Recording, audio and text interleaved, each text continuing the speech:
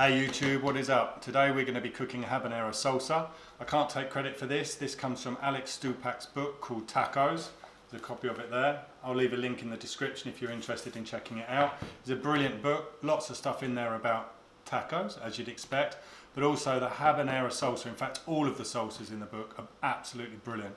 I love the habanero salsa. I even started growing them on my balcony just to be able to make the recipe. So let's get into it. We'll get the orange and the lime zested. Try not to make the same mistake as me. Make sure you zest those before you cut them in half. You'll probably find it a lot easier than I am here. Okay, so this is really simple. We're just going to take all of the ingredients, prep them for the blender, and then blend until we've got the right consistency. I'll leave the full recipe in the description.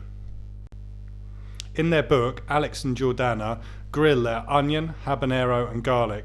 And while I still do that for a few recipes, generally I leave the onion, garlic and habanero raw and just add that to the blender. I find it works better for the things that I'm going to use it for. Have a play around with the amount of vinegar and sugar and just adjust everything to your taste. This is by far my favourite variety of chilli, so I'm definitely biased. It could work with another variety, but if you can, give it a good go to find the habanero. Now we've got all the ingredients in the blender, we're just going to blend it up until we get the right texture.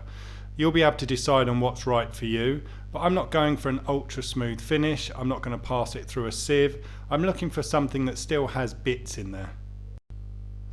Right, quick taste test, and a word of warning, don't get your nose over the blender when you open up the lid. Okay, so into the jar and then into the fridge, and this should keep for at least a couple of weeks. Okay, so now we just need to try it.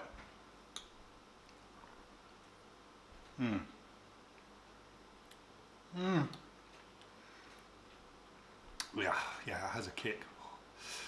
It's a nice heat, you can feel it around the lips and it builds in the mouth. But I tell you what, the orange that cuts through there is absolutely beautiful. I like it with a bit more sugar, I like it slightly sweet. That's fantastic. Now you can blend it and then push it through a sieve to get rid of all the bits.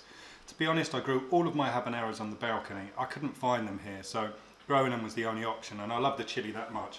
So for me it breaks my heart every time I push it through the sieve and then throw bits away. I also like the texture of this. I think it goes really nicely with the food. So for me, I don't bother, but if you want to do it, feel free. Whoa. Listen, thank you very much for watching. If you like the video, please think about subscribing, smashing the like button. It'd be really helpful for my videos.